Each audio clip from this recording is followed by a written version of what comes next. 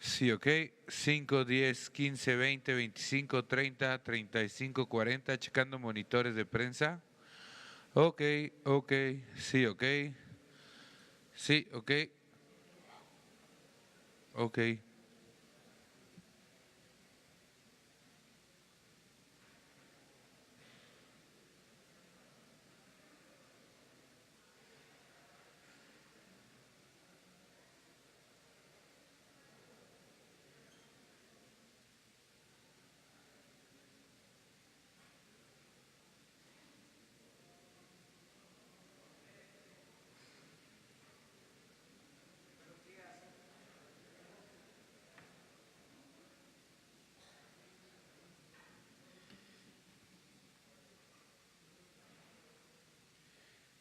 Continuamos trabajando para dar una respuesta, una solución al problema del robo de combustibles.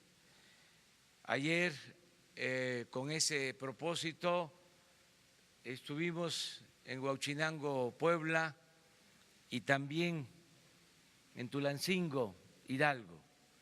Ya se inició el plan de bienestar para los municipios por donde atraviesan ductos y ha sido bien recibido por la gente, no solo con el propósito de que se beneficie a los ciudadanos que por necesidad tienen que dedicarse a estas actividades, sino también por la colaboración de la misma gente. Hay una actitud de participación de los ciudadanos ayudando en este plan.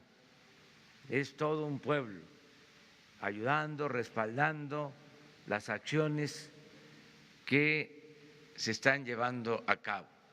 No hay resistencia en la población, al contrario, hay cooperación, hay respaldo a la acción del gobierno. Esto ha llevado a que la misma gente esté ahora denunciando las tomas clandestinas que existen. Antes no querían meterse por una serie de consideraciones, hacer denuncias, ahora están ayudando comunidades completas. Esto pasó ayer en Hidalgo y sucede en otras partes. Vamos hoy a informarles sobre los heridos, los que están hospitalizados luego de esta tremenda desgracia. El doctor Jorge Alcocer va a informarles. Posteriormente vamos a señalar algo relacionado con lo que mencionaba de tomas clandestinas encontradas en el mismo municipio, pero dadas a conocer por la gente que está ayudando, y luego la aplicación de un sistema para que entre todos controlemos, para que el mercado controle el precio de las gasolinas. Es algo legal, es nada más tener la información, es un plan, una aplicación que se llama ¿Quién es quién? En el precio de las gasolinas. Ya existía el sistema, pero nadie lo conocía. Y es una muy buena aplicación que hoy se va a presentar para saber cuánto cuestan las gasolinas y que la gente libremente opte por ir a cargar en la estación en donde esté mejor el precio. Ya después vamos a pasar, es la segunda etapa, a que se entreguen litros de a litro, pero primero el precio, porque sí hay algunas diferencias considerables. Estos son los tres temas a tratar el día de hoy y luego abrimos la sesión de preguntas y respuestas. Entonces les pido al doctor Jorge Alcocer que intervenga. Muchas gracias, señor presidente. Muy buenos días. Continuamos en este triste contar de los fallecidos a través de este inolvidable y pienso que puede ser uno de los últimos eventos.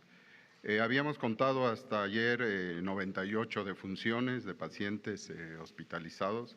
Se han ido sumando algunos de hospitales privados y en el devenir de las últimas horas, incluyendo 2 en esta madrugada que fallecieron del Hospital Regional de Zumpango, hemos cuadrado una cifra final hasta ahora de 109 pacientes, 109 fallecimientos. Estos están localizados, desde luego, en diferentes hospitales, en el estado de Hidalgo 6, 7 en el estado de México, en la Ciudad de México 24, en Galveston 3 y en esta suma seguimos atendiendo a 40 pacientes hasta esta mañana. Muchas gracias.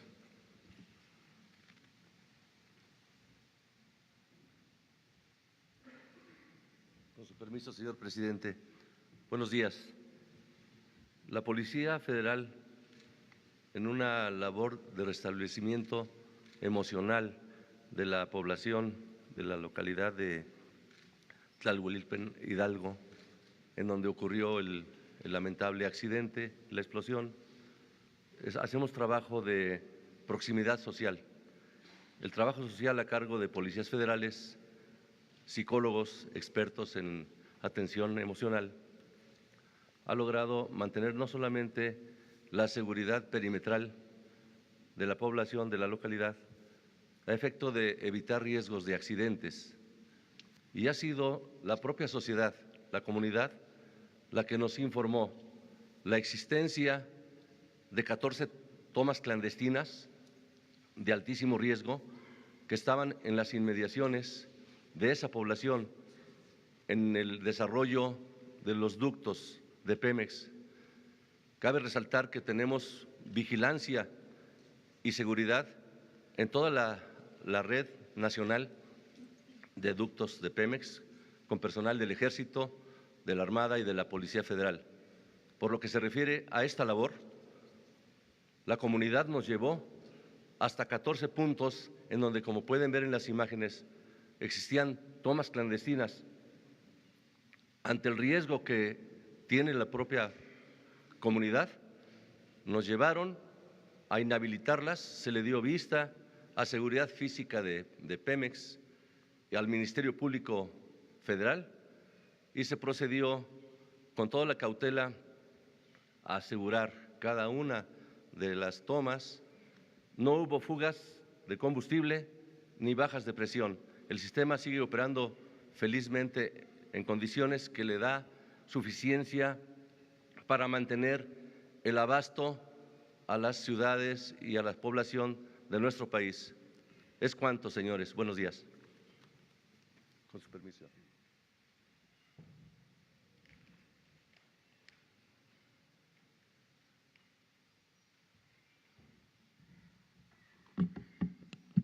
Sí, buenos días.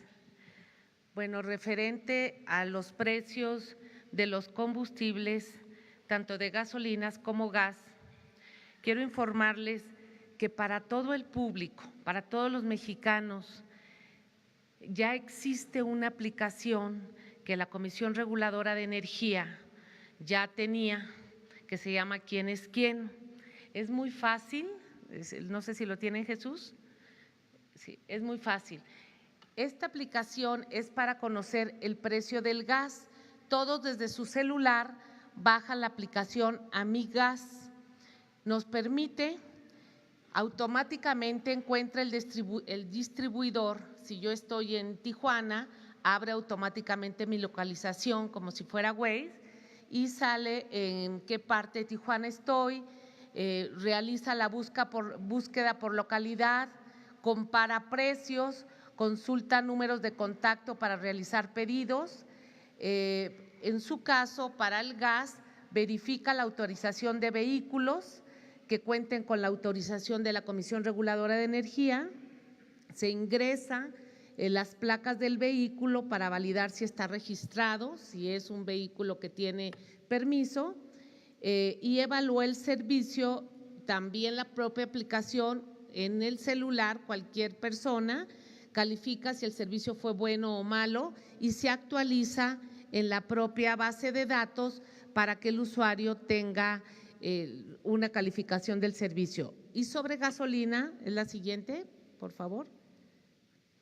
Es esta aplicación. Esta aplicación es una invitación para que todos los mexicanos la bajemos en nuestro celular, se llama Gaso App. Encuentra la gasolinera, como aquí se ve en la pantalla, sí, la anterior, la que tenía.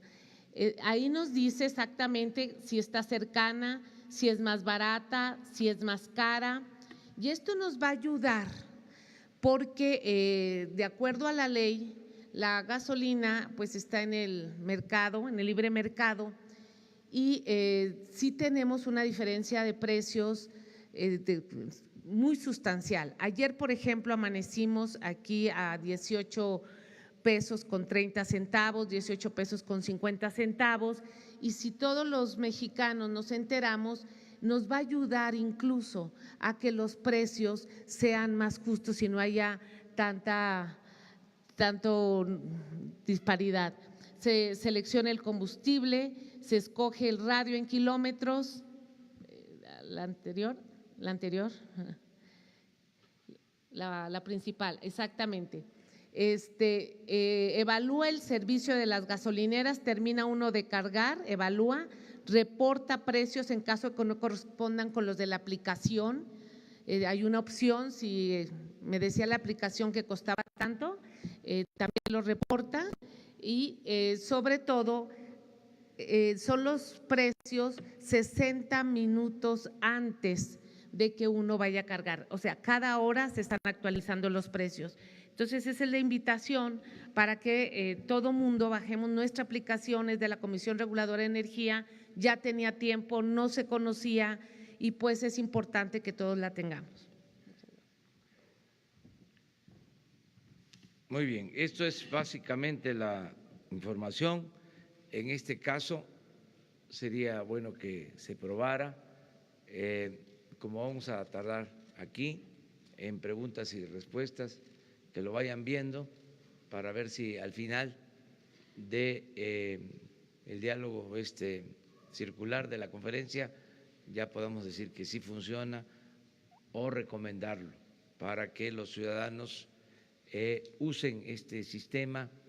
Debo aclarar que los distribuidores de combustibles se han portado bien en general, no se han aprovechado de la circunstancia. Son muy pocos los que han mantenido elevados los precios. La mayoría de las gasolinerías han mantenido un precio razonable de acuerdo al margen de utilidad que se tiene establecido en el mercado, pero es para evitar que unos pocos actúen indebidamente. ¿Quién controla los precios? La misma gente con este sistema de información. Hay que ir a cargar gasolina en donde hay buen precio y en donde se pueda demostrar posteriormente que se entrega completo, es decir, litros de a litro, que no hay fraude en las estaciones de distribución de gasolinas. Entonces sí, vamos a empezar ya con la sesión de preguntas y respuestas. Los tres, ustedes, y luego tres mujeres, tres compañeros de acá. ¿Sí? Gracias, señor presidente. Manuel Rápalo con el medio Al Jazeera en inglés. La pregunta sobre Venezuela. Si nos puede aclarar su posición y el papel que piensa que le va a tocar a México como mediador en el proceso de la paz en el conflicto. Ya fijamos ayer nuestra postura a partir de lo que establece nuestra Constitución. El artículo 89 de la Constitución, fracción 10ª, con mucha claridad, define cuál debe ser la política exterior de México, apegada a principios como el de no intervención, el de autodeterminación de los pueblos, el de la solución pacífica de las controversias, el del diálogo, el de la defensa de derechos humanos. Entonces, con esos principios estamos actuando. Nosotros vamos a procurar siempre tener buenas relaciones con todos los pueblos y con todos los gobiernos del mundo. Y este caso lo está tratando el secretario de Relaciones Exteriores, Marcelo Ebrard, con todo nuestro respaldo y con respeto a lo que establece nuestra Constitución. Nosotros tenemos una historia muy importante en cuanto a política exterior, apegada a principios, y eso va a continuar. Si en algún tiempo se desviaron de esos principios, nosotros no lo vamos a hacer, no vamos a actuar violentando, transgrediendo principios constitucionales de política exterior. No es que estemos a favor o en contra de nadie, estamos por defender los principios constitucionales de la política exterior. Eso es básicamente. Buenos días, Alexis Pavón de SDP Noticias. En el mismo sentido, me gustaría saber si tiene algún tipo de reacción en cuanto a que ayer el presidente Nicolás Maduro reconoció el posicionamiento de Uruguay y México en cuanto a una ruta al diálogo y si su gobierno estaría dispuesto, primero si ha tenido contacto a partir de entonces con la representación venezolana y si su gobierno estaría dispuesto a organizar encuentros entre Maduro y sus opositores. La segunda pregunta va en el sentido en cuanto a el informe de actividades que presentó esta semana la Comisión Nacional de Derechos Humanos y de acuerdo con los datos ofrecidos, de 90 recomendaciones ordinarias emitidas durante 2018, solo se acató y se cumplió con una. Me gustaría saber si su gobierno piensa promover algún tipo de política o medida para que las dependencias federales acaten este tipo de recursos. Y aprovechando que está aquí la secretaria de Gobernación, esta semana visitó Chiapas y me gustaría saber si tuvo algún tipo de contacto con el gobernador en cuanto a la contingencia que se enfrenta en ese estado respecto a los homicidios de activistas, específicamente el de Sinar Corzo a inicios de este año y los de Noé Jiménez y José Santiago la semana pasada. Gracias. Bueno, ¿por qué no, licenciada, explica esto último, por favor? Sí, tuvimos contacto con el señor gobernador y por supuesto que él y también la Fiscalía apoyando la Fiscalía General, pero principalmente la Fiscalía del Estado está investigando estos casos. En uno de ellos, no recuerdo cuál de ellos porque no traigo ahorita mi nota, de Chiapas concretamente, en uno de ellos ya tiene inclusive a uno de los homicidas, de los asesinos que perpetraron este ilícito y está detenido. Hay otros casos que no, inclusive fueron de otros estados que llegaron contratados por algunos de estos personajes que tienen la calidad ahorita de indiciados por autoría intelectual y también ya se están, digamos, pidiendo la colaboración de los otros estados vecinos que acudieron a este llamado de este señor que es el autor intelectual o presunto autor intelectual, y también ya se giraron las órdenes de aprehensión y la colaboración en los otros estados vecinos del estado de Chiapas para poder detenerlos.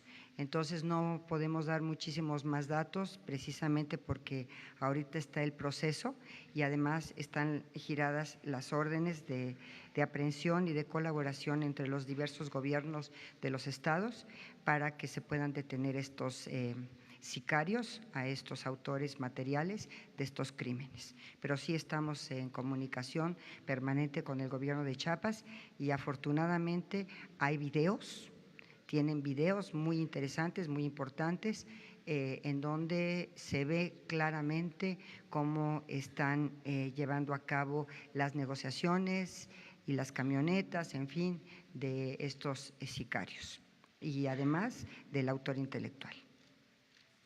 Presuntos todos. No sé si dé respuesta a esto, pero sí estamos en comunicación permanente.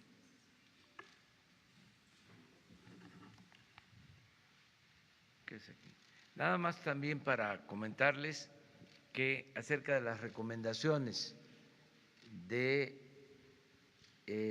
la Comisión Nacional de Derechos Humanos, hemos hecho el compromiso de acatarlas, de hacer caso a todas las recomendaciones de la Comisión de Derechos Humanos. Vamos nosotros a proteger a quienes son víctimas de violación de derechos humanos. Aquí quise que se quedara la licenciada Olga Sánchez porque ayer nos comentaron sobre el caso del periodista asesinado en Sinaloa, Javier Valdés, y tengo entendido de que van a estar familiares el día de hoy, su esposa. Le he pedido a la secretaria de Gobernación que le atienda personalmente, que le dé toda la información que tenemos, que platique con ella y que tenga la seguridad plena de que nosotros vamos a apoyar en toda la investigación, todo lo que esté de nuestra parte, y que las veces que desee estar aquí con nosotros y expresarse, manifestarse, están abiertas las puertas para atenderle. La licenciada tiene un informe que presentarle, no lo queremos hacer público por razones de tipo legal, pero que se les va a informar ampliamente y vamos a estar nosotros al tanto de esto, y si pasa el tiempo y no hay avances, que venga con nosotros y que aquí se pueda expresar. Esta es una tribuna también para todos los ciudadanos. ¿Tiene interés en decir algo? Pásale. ¿O acá?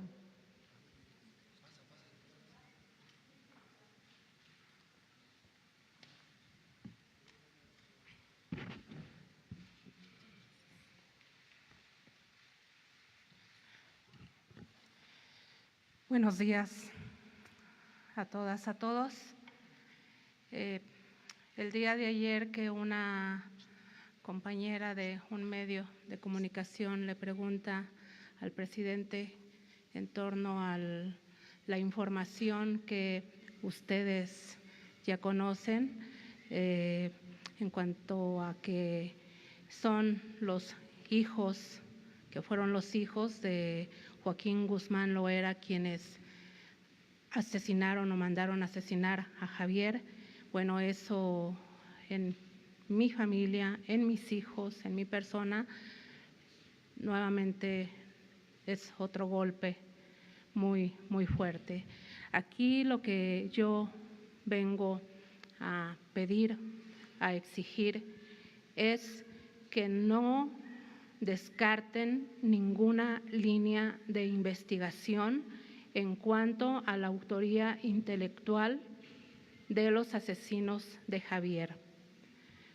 A mí no me importa de qué organización criminal vino la orden. A mí lo que me importa es que quede muy claro que y también que la Fiscalía General, ahora la nueva Fiscalía General de la República, haga su trabajo, que profundice más en las investigaciones, que sea muy rigurosa, muy exhaustiva y se determine quién dio la orden de asesinar a Javier. Está muy claro que lo asesinaron por su trabajo porque no les gustó lo que se publicó. Aquí lo importante es dar con los personajes que dieron la orden para que haya justicia. Es lo que yo puedo pedir en este momento, que es lo más importante.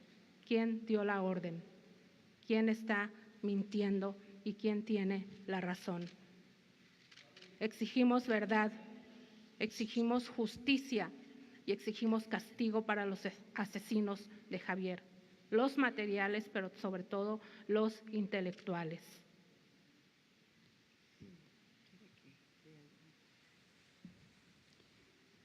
Señora Griselda Triana, por supuesto el Gobierno de la República está empeñado en hacer justicia, en atender las preocupaciones que nos acaba de manifestar.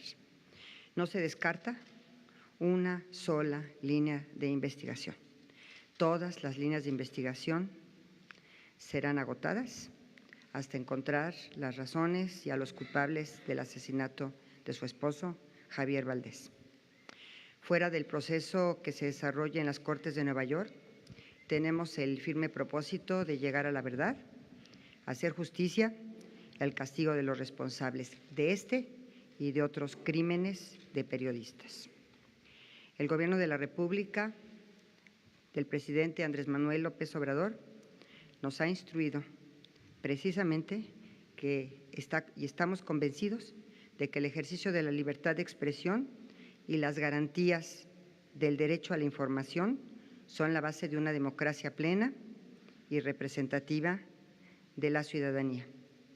Tenemos el propósito de llegar a la verdad y de hacer justicia y no vamos a descartar una sola de las líneas de investigación. Por otra parte, el Gobierno está convencido de que los mecanismos de protección a periodistas y defensores de derechos humanos tienen que ser eficientes, tienen que ser eficaces y vamos a apoyar y estamos apoyando en la Secretaría de Gobernación todos estos mecanismos de protección de periodistas y defensores de los derechos humanos. Muchas gracias. ¿Se ponen de acuerdo? Pasas a la Secretaría hoy, como a la 1:30, por favor, para que te dé yo la información que no podemos hacer pública.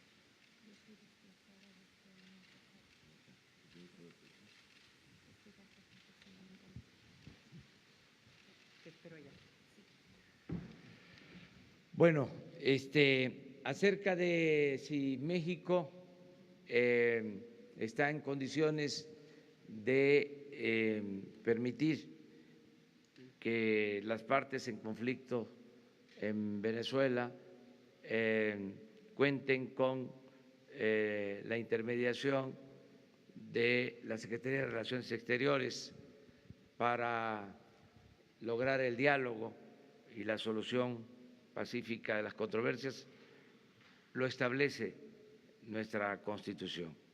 Sí podríamos hacerlo, pero no lo podríamos llevar a cabo si no hay la petición de las partes.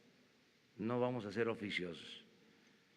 Nosotros vamos a respetar nuestros principios y si las partes lo solicitan, estamos en la mejor disposición de ayudar para que haya diálogo y sin el uso de la fuerza, de la violencia, se resuelven los problemas. También sin descartar el respeto a la legalidad y a la democracia. Diálogo, eso es lo mejor en todos los casos, no tomar partido, buscar la solución pacífica a estos conflictos. Hasta ahí es nuestra actuación y tiene instrucciones, repito, el secretario de Relaciones Exteriores para apoyar en la medida de nuestras posibilidades, sin injerencia en el conflicto. Esto tiene que ver con una tradición histórica de nuestro país en política exterior. No nos debemos de meter en asuntos de otros pueblos y de otras naciones porque no queremos que ninguna hegemonía, ningún gobierno extranjero intervenga en los asuntos que solo corresponden a los mexicanos. Ese es el principio general. Bueno, entonces vámonos por acá con mujeres, compañeras. Hola, presidente, buenos días. Rosa Elena Soto, de Acústica Noticias y La Neta Noticias. Pues muy cerca de Huachinango, donde fue ayer a esta gira para hablar con los pobladores, está una hidroeléctrica en Necaxa. Ahí se entregaron concesiones el sexenio pasado a la empresa Motangil y al ESME. Muchos de estos contratos hay señalamientos de que estuvieron plagados de corrupción. Yo le preguntaría, señor, si se revisarán los contratos de las denuncias que se presentaron en su momento al respecto, también si hay huachicol eléctrico, si se van a revisar estos contratos y a estas personas que se les dieron estos contratos en su momento el sexenio pasado, ¿de qué magnitud es el huachicol en el sector energético eléctrico? Pues es que está plagado el gobierno de huachicol. Hay huachicol en las distintas áreas del gobierno, huachicol en la compra de medicinas, huachicol en la industria eléctrica, Huachicol, también en la construcción de obras, Huachicol arriba y abajo, y vamos a terminar con el Huachicol, vamos a terminar con la corrupción y se va a revisar todo, no va a haber impunidad. En estos contratos hay revisión y si hay denuncia van a seguir su curso en las instancias correspondientes. Tenemos que buscar una solución a el conflicto que se originó con el despido de más de 40,000 trabajadores de la empresa de Luz y Fuerza del Centro. Están por todos lados. Parte de esto que menciona de la empresa Necaxa tiene que ver con un grupo de trabajadores de la empresa de Luz y Fuerza del Centro. Le he pedido a la secretaria de Energía, Rocío Nale, que hable con todos, porque complica la situación el hecho de que están divididos. Tenemos que buscar la forma de unificarlos, sobre todo a los trabajadores, tomando en cuenta también la opinión de los antiguos dirigentes. Este era un sindicato ejemplar, era el sindicato posiblemente más democrático de México durante muchos años, hasta que lo quebraron,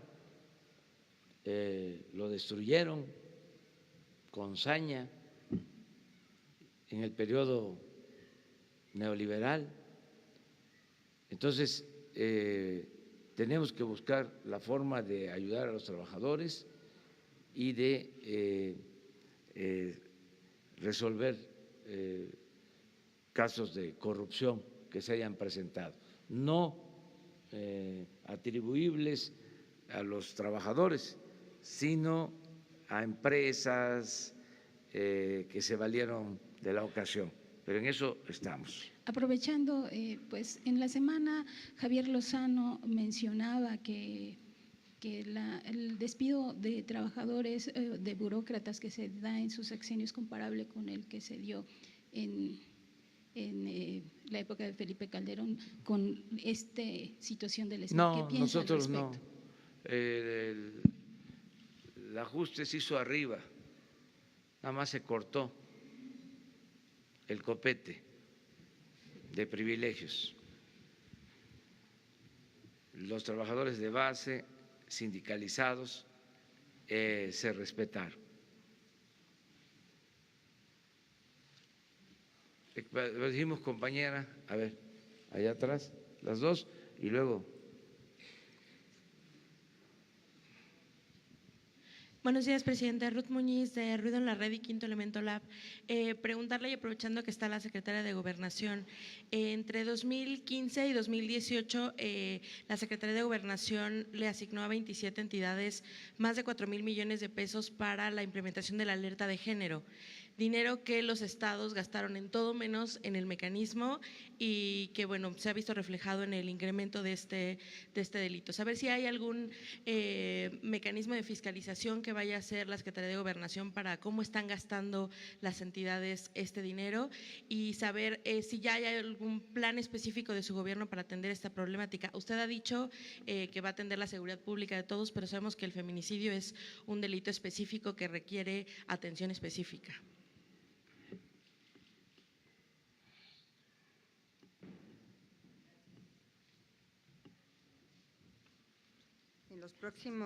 En los próximos días vamos a resolver el tema de la titular de InMujeres. Pienso que no va a tardar más de 1 o 2 semanas máximo, porque se tienen que agotar los procedimientos para su nombramiento y le vamos a presentar al señor presidente la terna que me ha instruido que se le presente para que él elija a la titular de INMujeres. Y también tenemos que proceder al cambio de la titular de CONAVIM dentro de la Secretaría de Gobernación. Por supuesto, y todos lo saben y lo conocen, yo tengo un compromiso no solamente personal, sino institucional con el tema de los feminicidios. Creo que nuestro país encabeza, por decirlo menos, la lista en la región de los países que tienen este grave problema. Desde luego vamos a enfocarnos primordialmente en la prevención del delito de feminicidio. Le comentaba en algún momento al señor presidente, esto es un producto básicamente de violencia que surge desde la familia. Entonces, concientizando y reforzando a la institución familiar para evitar violencia tanto en contra de la mujer, cuanto más también a veces en contra de los propios hijos de ambos padres, contra ellos, vamos a estar tenemos programas y vamos a estar muy abocados a estos dos tipos de violencia. Estamos por también echar a andar el programa de disciplina, le hemos dado recursos, ya le dimos una estructura, Ricardo Bucio va a estar a cargo de esto, se le ratificó, pero en los próximos días daremos a conocer tanto a la titular de CONAVIM como a la titular de INMujeres para echar ya a andar el programa de violencia en contra de las mujeres. Desde luego, la alerta de género, a pesar de lo criticado que ha sido, es un instrumento y una herramienta muy importante para que el gobierno pueda tener esta prevención en materia de feminicidios. Pero estamos sumamente comprometidos con el tema, yo en lo personal y por supuesto, como no podría ser de otra manera, el gobierno de la República y del presidente López Obrador, para poder reducir lo más que se pueda este grave crimen contra las mujeres. Muchas gracias. ¿Qué pasaría, perdón, con los 4,000 millones que ya se asignaron, que ya gastaron las entidades y que pues no están viéndose reflejados? A ver, van a tener que transparentarse todos los recursos, peso a peso de lo que se les entrega a las entidades federativas para los temas de prevención de la violencia en contra de la mujer y de los programas de los institutos estatales de las mujeres, se va a revisar. Por supuesto, se asignó, y lo cual estamos sumamente reconocidas al presidente de la República, que se dieron todos estos recursos para la prevención de la violencia, y también tenemos que dar buenos resultados, no solamente a nivel internacional en la CEDAW, sino al pueblo de México respecto de la prevención, porque más que otra cosa es prevenir que se vayan sucediendo estos graves ilícitos en contra de las mujeres.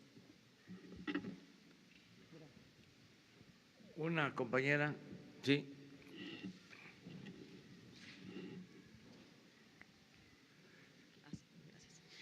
Hola, buenos días. Soy Marcela Turati de Quinto Elemento Lab y colaboradora de la revista Proceso. Primero, como periodistas nos unimos al reclamo de justicia por los colegas asesinados y desaparecidos. Y mi pregunta ahora es, con los restos de las personas calcinadas en Tlahuelilpan, al igual que con los restos también de muchas personas encontradas en fosas clandestinas que están siendo encontradas, y bueno, que tenemos muchas fosas en el país. Quería saber si van a pedir ayuda internacional para la identificación de estos restos, y hablando también del tema de desaparecidos, ¿cuándo van a presentar una política, su política pública sobre desaparición de personas, que no solo sea sobre los 43, sino para los 40,000? ¿Cuál va a ser esa política? Y la otra es la promesa que hizo de pedir perdón a las víctimas el día que iba a asumir. ¿Qué pasó? ¿Se va a pedir perdón a las víctimas de la violencia o no? Gracias. Ya lo hice y lo voy a seguir haciendo, y es una deuda que tenemos con miles, millones de víctimas, familiares de víctimas más de 1 millón de víctimas de la violencia. Solo de el 2006 a la fecha. Y el compromiso de hacer justicia, de lograr encontrar a los desaparecidos, ayudar a sus familiares en esa búsqueda. La Secretaría de Gobernación tiene esa encomienda. Ayer lo comentaba, bien podría decirse que la mayor función o la función más importante de la Secretaría de Gobernación es la protección de los derechos humanos. Ese es el nuevo enfoque de la Secretaría de Gobernación. Y vamos a pedirles a ellos que les presenten todo el programa que se está aplicando. Ya se ha dado a conocer, hemos estado en reuniones con víctimas desde antes de que tomáramos posición del gobierno y lo vamos a seguir haciendo. Hoy precisamente no está aquí el subsecretario de Gobernación porque está ocupado de atender a víctimas, y la licenciada se va a poner de acuerdo con ustedes para que se haga una presentación sobre el plan general. Eso es lo que puedo yo comentar. Perfecto. Entonces vamos a esperar esta presentación, que nos avisen para… ¿Y va a pedir ayuda internacional para la identificación de restos y de restos de fosas también? Todo lo que se necesite.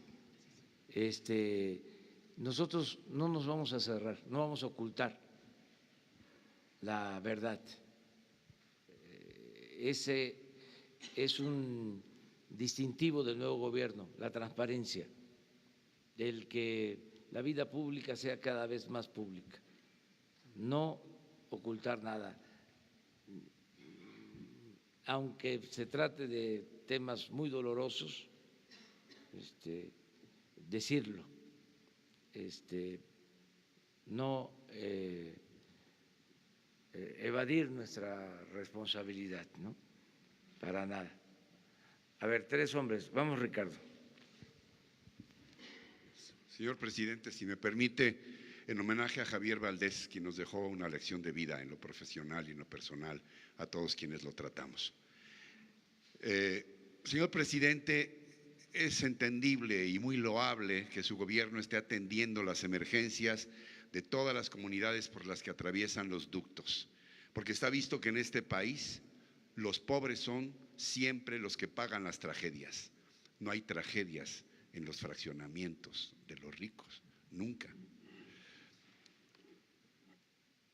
Lo que para muchos de nosotros fueron molestias, las colas en las gasolineras, para ellos es fuego y muerte. La pregunta, señor presidente, es si se atreverá usted a enfrentar el tótem, el vellocino de oro de los gobiernos recientes para desarrollar un nuevo modelo económico propio, como han hecho Corea, Malasia, Singapur en el sudeste asiático, Botswana en África. Un nuevo modelo de vida de este país para aprovechar lo que usted llama el enorme potencial del trabajo y la honradez de los mexicanos, además de nuestras tierras, nuestras costas, nuestra ubicación geoestratégica que nos permite mirar a todo el mundo. Pero sobre todo, cerrar ya no la brecha, sino la inmensa, creciente, brutal y ofensiva distancia entre los cada vez menos que tienen más y los cada vez más que tienen menos, señor presidente. Eso, Ricardo, es el propósito del gobierno, propósito principal. A mí no me importa la parafernalia del poder. No estoy aquí para disfrutar del cargo. El poder, siempre lo he dicho y lo he puesto en práctica, el poder solo tiene sentido y se convierte en virtud cuando se pone al servicio de los demás. El propósito del gobierno que represento es llevar a cabo la cuarta transformación de la vida pública del país. Y esto significa desterrar el principal problema de México, que es la corrupción y la impunidad. Y en eso estoy. Además, estoy seguro que esa fórmula va a dar resultados, porque la corrupción no solo hay que combatirla por razones de índole moral, hay que combatirla también porque es mucho el dinero que se va a unas cuantas manos y que ahonda las desigualdades. Y por eso la crisis de México. Por la corrupción hay pobreza. Por la corrupción hay inseguridad, hay violencia. Entonces, si continuamos con el plan de acabar con la corrupción, vamos a lograr el renacimiento de México. Estoy convencido. Por ejemplo, sé que van a mejorar las condiciones de vida y de trabajo de los mexicanos. Estoy seguro de que vamos a sacar de la pobreza a millones de mexicanos. Y ya tenemos el mecanismo. No solo es impulsar las actividades productivas y crear empleos, que ya lo estamos haciendo. Lleva tiempo porque cuesta echar a andar el gobierno luego de haber estado parado durante mucho tiempo, porque el gobierno no estaba funcionando para promover el desarrollo, ni mucho menos para beneficiar al pueblo. El gobierno estaba funcionando para facilitar el saqueo, el robo, en beneficio de unos cuantos. Entonces, echar a andar el gobierno para promover el desarrollo, para que no sean nada más los negocios lo que importe, los negocios jugosos, para traficantes de influencia, para políticos, pues es tener que pensar en la siembra de 1 millón de hectáreas de árboles frutales, maderables, en ejidos, en pequeñas propiedades que fueron abandonadas. Bueno, muchos pobladores del campo se vieron en la necesidad de emigrar y ahora lo que queremos es que esas tierras abandonadas se siembren y que la gente se arraigue y que no tenga necesidad de emigrar, que el mexicano pueda trabajar, pueda ser feliz, como siempre lo digo, donde nació, donde están sus familiares, sus costumbres, sus culturas. En este tiempo de política neoliberal se despoblaron municipios completos porque el crecimiento solo se dio en pequeñas islas, en Cancún, en la Riviera Maya, en todo el sureste, solo ahí hubo crecimiento.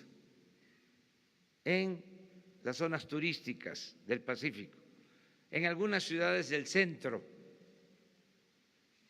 del país, en el Bajío, en las ciudades fronterizas, pero en el resto del territorio no hubo crecimiento económico. Entonces, estamos echando a andar al gobierno para impulsar actividades productivas, para crear empleos, para que haya bienestar. Y otra cosa que es muy importante y cuesta trabajo, pero como estamos ocupados de esto, vamos a salir pronto. Estamos llevando a cabo un sistema para evadir, para no tener que pasar el dinero que le corresponde a la gente por el aparato administrativo.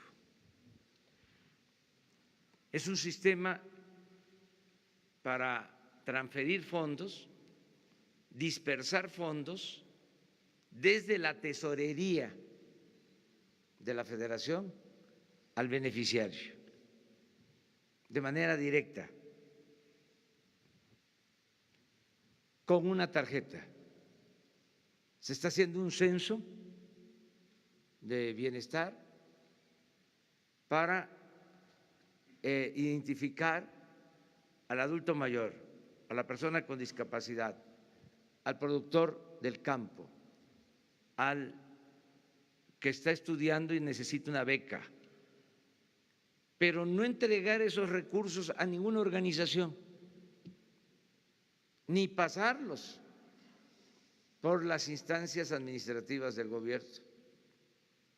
No es de que somos de la organización Emiliano Zapata, independiente, o de la organización La Antorcha Mundial, y nos vas a dar a nosotros los recursos y nosotros los vamos a distribuir, le vamos a entregar a la gente los apoyos. Ya no, se acabó, se terminaron los moches.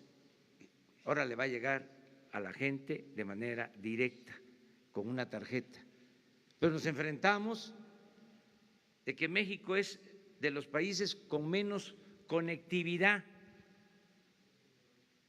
en el mundo, porque los bancos se concentraron en las grandes ciudades, la comunicación de Internet en las grandes ciudades. Solo el 25% del territorio tiene posibilidad de comunicación con teléfono móvil. A veces los técnicos hablan de la inclusión financiera y ya están haciendo operaciones por teléfono, porque existe Internet, pero en nuestro país no hay ni siquiera comunicación por telefonía móvil en cabeceras municipales. Entonces, tenemos que crear toda esta infraestructura. Y se habló de reforma de las telecomunicaciones. ¿Y en qué se benefició la gente? Si no hay Internet en hospitales, ni en centros de salud, ni en escuelas, ni en los caminos, ni en las plazas públicas. Entonces, todo esto lo estamos ordenando y yo espero que a más tardar a la mitad de este año, cuando estemos cumpliendo 6 meses, esté echado a andar todo el gobierno con una nueva concepción, con una nueva filosofía. Y entonces sí, vamos a atender el fondo del problema, que es el de la corrupción que produce desigualdad y pobreza. Entonces sí podemos hablar de un nuevo modelo económico, señor presidente. Un nuevo Muchas modelo gracias. económico. Gracias. Un nuevo modelo económico. Gracias, presidente.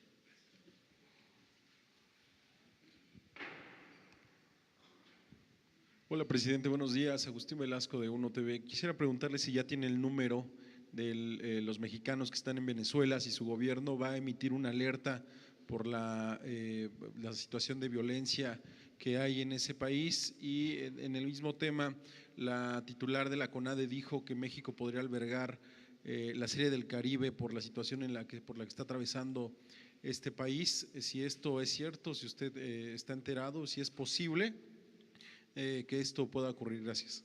La Secretaría de Relaciones Exteriores está atendiendo esto y ya está informando sobre los mexicanos en Venezuela, y en términos políticos ya definimos cuál es nuestra postura. De todas formas, le voy a pedir a Jesús Ramírez, que aprovecho. Ven, ustedes lo conocen, pero como esta transmisión la ven miles de personas en las redes sociales, quiero que se conozca a quien me ayuda en todo lo relacionado con la comunicación social del gobierno. Es un profesional, una gente honesta, responsable, Jesús Ramírez Cuevas. Él es el que me ayuda. Entonces, si hace falta la información sobre los mexicanos en Venezuela, ahora Jesús la va a proporcionar. Pero usted no sabe, presidente, si va a haber una alerta para los mexicanos en Venezuela.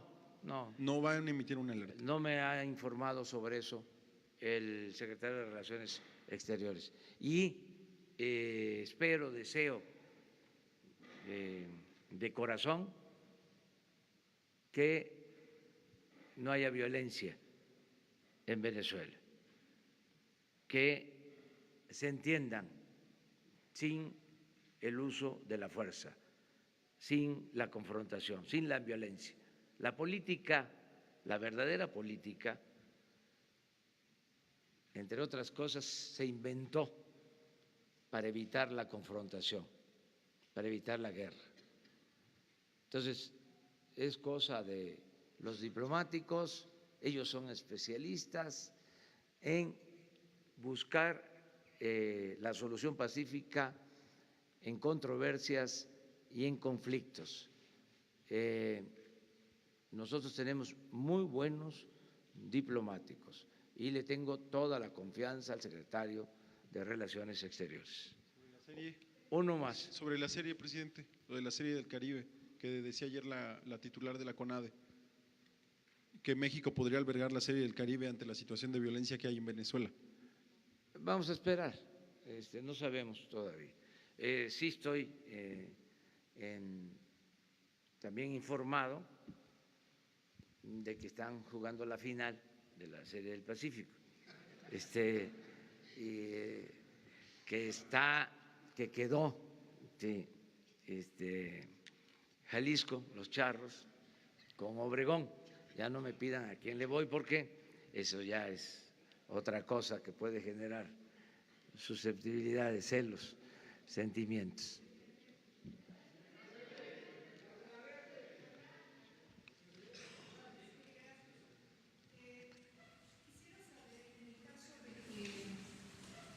En el caso de que el gobierno de Venezuela le tomara la palabra y decidiera solicitar una intermediación del gobierno de México, ¿estaría dispuesto a que las negociaciones o mesas se establecieran aquí, en nuestro país, como ha sucedido ya históricamente con otros conflictos en Centroamérica? Sí, siempre y cuando la otra parte lo acepte. O sea, que lo soliciten las partes y estamos dispuestos nosotros a ayudar en la conciliación. Es decir, que la oposición también estuviera solicitándolo. Sí, las partes. No podemos solo, porque lo plantea una parte, decir aquí estamos. Si se ponen de acuerdo y realmente apuestan al diálogo, a buscar una solución pacífica, nuestro país lo ha hecho en otras ocasiones, en temas de política exterior, lo volveríamos a hacer. Sí, servimos como intermediarios, como conciliadores, para buscar una salida pacífica, no la imposición, no la fuerza, no la decisión de las hegemonías, sino que con el diálogo se piense en la población, en este caso de Venezuela, se piense en el pueblo de Venezuela y se evite la violencia. La no violencia es nuestro estandarte, la no violencia. Gracias. Y nada más agregar, si sería posible que en la información que nos emiten a los medios de comunicación a través de los grupos de redes sociales que tenemos establecidos con la vocería, si nos pueden dar datos a través de un boletín, un comunicado oficial, porque nos han estado dando algunas informaciones informales que después parece que no tienen el sustento de la propia Secretaría de Salud. Gracias. Muy bien. Ya tomó nota, Jesús. Bueno.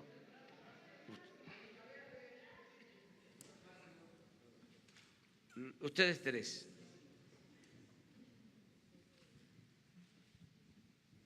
Buenos días, señor presidente. Muchísimas gracias. Soy Patrick Timons de UPI, United Press Internacional. Hoy en Tijuana el gobierno de los Estados Unidos va a empezar a regresar centroamericanos a este país. Y realmente estoy recibiendo muchísima información confusa del secretario de INAMI. ¿Qué se puede decir al respecto? ¿Qué plan hay para recibir estos centroamericanos? Y si ustedes van a terminar el programa de visas humanitarias, como dijo el Tonatiuh Guillén a un reportero estadounidense ayer. Muchas gracias.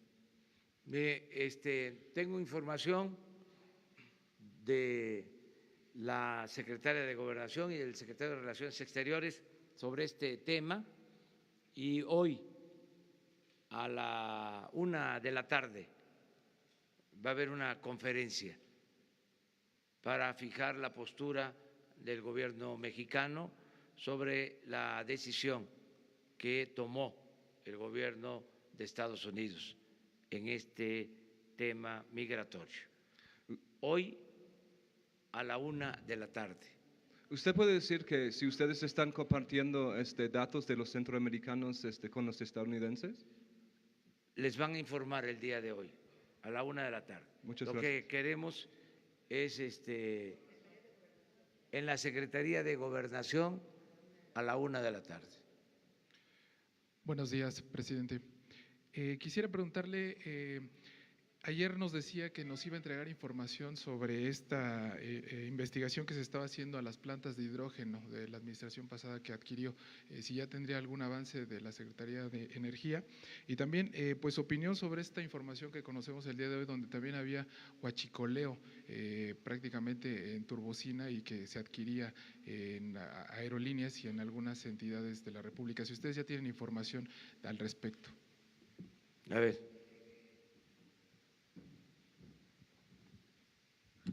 Referente a las ventas que se hicieron de las plantas de hidrógeno de Pemex. Ayer salió un comunicado, un medio, sobre la venta de 3 plantas. Se realizaron nada más en 2. En la refinería de Tula Fue un contrato de compraventa de la planta de hidrógeno entre Pemex Transformación Industrial y Air Liquide México, SADRL DCB. Se formalizó mediante un proceso de adjudicación directa para el proceso de selección del comprador de la planta, quien fue Air Liquide, es una empresa francesa. La Dirección Corporativa de Alianzas y Nuevos Negocios de Pemex subcontrató para la evaluación y estudio del mercado a una empresa que se llama A.T. Kearney. Esto se dio el 31 de agosto del 2017. El precio de la compra fue de 51.526.000 millones de dólares, más el impuesto, el valor agregado. ¿Quiénes firmaron por parte de Pemex? Fue el licenciado Carlos Reinaldo Godínez, subgerente de apoyo legal y formalización inmobiliaria de Pemex, el ingeniero Cuthberto Orlando Azuara Pavón, director operativo de producción de Pemex, y por el comprador fue Rodrigo Pereira Jorge. Para esto hicieron un avalúo por un consorcio que se llama Megafin, el 20 de diciembre del 2016. El avalúo reportó que costaba 48.347.000 millones de dólares. Es por un periodo de 20 años para surtir efectivamente 81 millones de pies cúbicos de hidrógeno. Esto obliga a que Pemex, de su planta que ya tenía, que era de ellos, la refinería, cuando se conforma, se pone una planta de hidrógeno. La planta de hidrógeno tiene la función de hidrodesulfuración del producto, también puede hacerse un hidrocraqueo de la molécula. Para eso se usa el hidrógeno. Las refinerías producen por sí en la planta reformadora hidrógeno. Sin embargo, no sé si tengan aquí el mapa que les di, se entregó y obliga a que Pemex pague lo equivalente a $1 millón por mes a esta empresa, surta o no surta hidrógeno. Por supuesto, estuvimos ahí en Tula, es una planta que era de propiedad, estábamos recolectando los datos para que la Secretaría de la Función Pública investigue. La de Cadereyta, fíjense, la de Cadereyta se había hecho el mismo proceso, pero no les dio tiempo, no firmaron porque tiene el gerente de la planta, de la refinería que firmar, no firmó, los trabajadores no firmaron la entrega y a pesar de que se hizo todo el proceso, la última parte que fue el acuerdo, o sea, pagar para que la planta se rehabilitara, era parte del acuerdo, la tenían que arreglar y entregar, no se hizo y por eso Cadereyta no se entregó. Madero, efectivamente el contrato de compra-venta fue entre Pemex Transformación Industrial y Linde Hidrógeno SADCB, se formalizó mediante un proceso de adjudicación directa para el proceso de selección del comprador de la planta. La Dirección Corporativa de Alianzas y Nuevos Negocios de Pemex subcontrató para la evaluación y estudio del mercado a la empresa Aclara, fue con fecha 11 de abril del 2018, el precio de compra fue de 31.893.000 y más el impuesto del valor agregado. ¿Quiénes firmaron por parte de Pemex como vendedores? El licenciado Carlos Reinaldo Godínez, subgerente de apoyo legal y formalización inmobiliaria de Pemex, el ingeniero Jorge Humberto Freire Rizo, subdirector de producción de petrolíferos de la Dirección de Producción de Pemex Transformación Industrial. Por el comprador, el representante Robert John Kappelman, y el avalúo también fue por el consorcio Megafin, la misma empresa. el 20 de diciembre del 2016 y ellos determinaron que valía $29,145,000. Obliga a que la refinería de Madero pague equivalente a 16 millones de pesos por mes mensualmente a esta empresa para que nos surta hidrógeno, ya sea que se ocupe o que no se ocupe, un volumen por 42 millones de pies cúbicos por 20 años. Aquí les quiero comentar que ya tenemos los datos, lo estoy presentando a la Secretaría de la Función Pública y estos son parte de los quebrantos que se hicieron a la empresa, porque esas plantas eran de Pemex.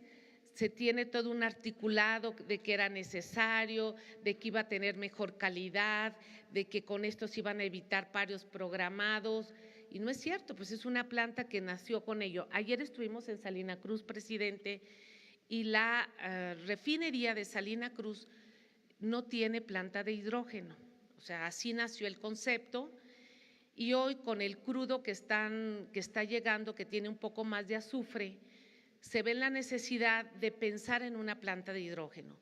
Sería como para 22 millones de pies cúbicos y esa planta nueva cuesta alrededor de $100 millones. Entonces, estas plantas que tienen más capacidad las vendieron muy baratas y es parte de lo que vamos a reportar para que la propia Secretaría de la Función Pública y seguramente la Auditoría Superior de la Federación en su cuenta de revisión del 2018 nos vaya a poder informar y le estamos dando seguimiento a esto. Miren, hasta ahí vamos a la compañera y ahí terminamos. ¿Mande? Sí, hay muchas irregularidades en todo lo que tiene que ver con el robo de combustible. Vámonos por parte, les vamos a dar a conocer todo. El lunes les vamos a dar a conocer de cómo utilizaban ductos para almacenar gasolina robada. Buenos días, señor presidente. Y les vamos a dar a conocer algo que les adelanto para que ayuden también en la investigación. En el 2004, porque esto viene de tiempo atrás, hay quienes piensan que fue en el sexenio pasado, no, esto viene de tiempo atrás. En el presupuesto del 2004 se aprobó un artículo transitorio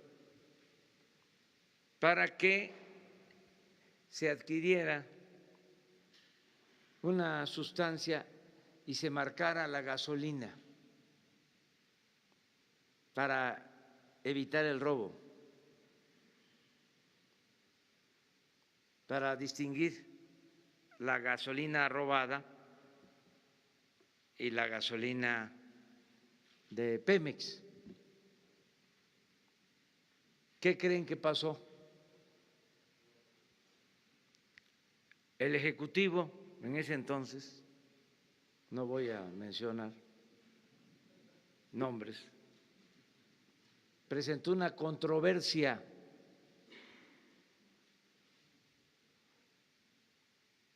para quitar ese artículo transitorio. Y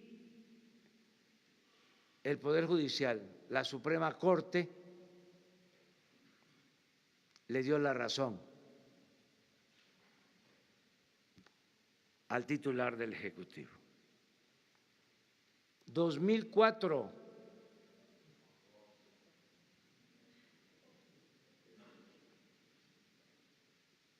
Entonces, todo esto se tiene que conocer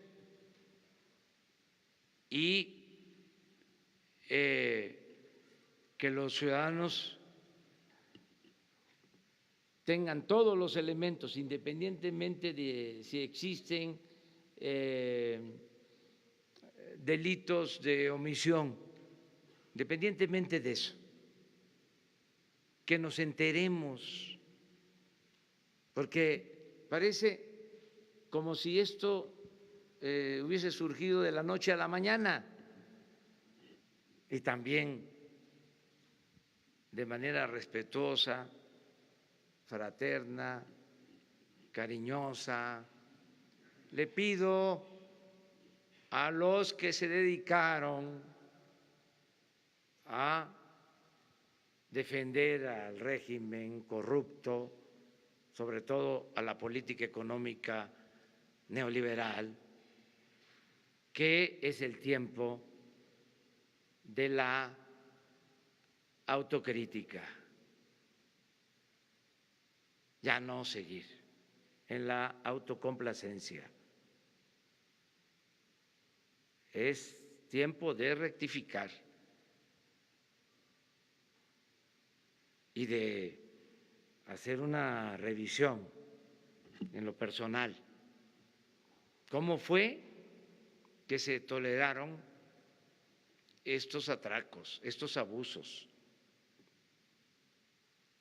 ¿Qué responsabilidad tenemos cada uno de los mexicanos? No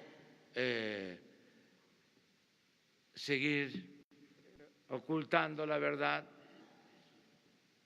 y seguir en lo mismo. Vamos a cambiar todos, vamos a rectificar, vamos a ayudar a que se limpie el país de corrupción. Se dedicaron, decía, a hacer negocios, a transferir bienes públicos a particulares. Predominó el soborno, el beneficio personal, se abandonó al pueblo. Es que nuestro país es muy fuerte, tiene muchas riquezas naturales y un pueblo bueno, trabajador, honesto. Por eso se han resistido pues todas las calamidades. Y saben también que nos ha ayudado mucho nuestra cultura. La cultura ha sido nuestra salvadora, es lo que nos ha sacado adelante.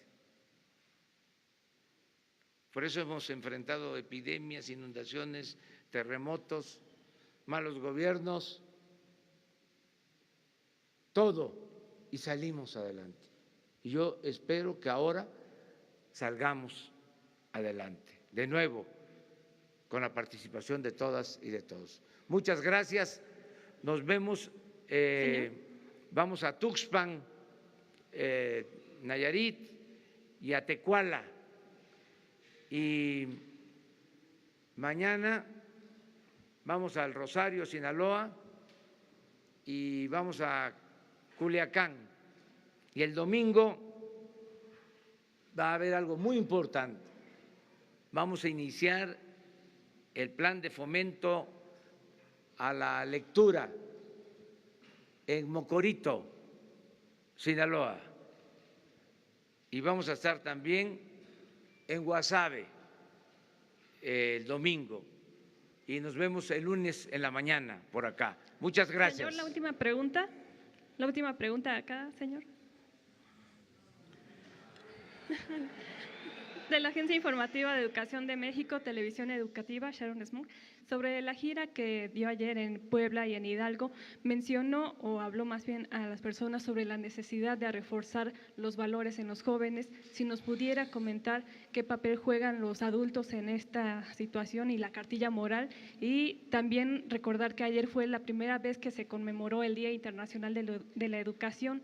Si nos puede decir en su gobierno qué papel tendrá el tema educativo. La primera pregunta del lunes para responder, ¿ya? La cartilla moral. ¿De acuerdo? Ahí quedamos.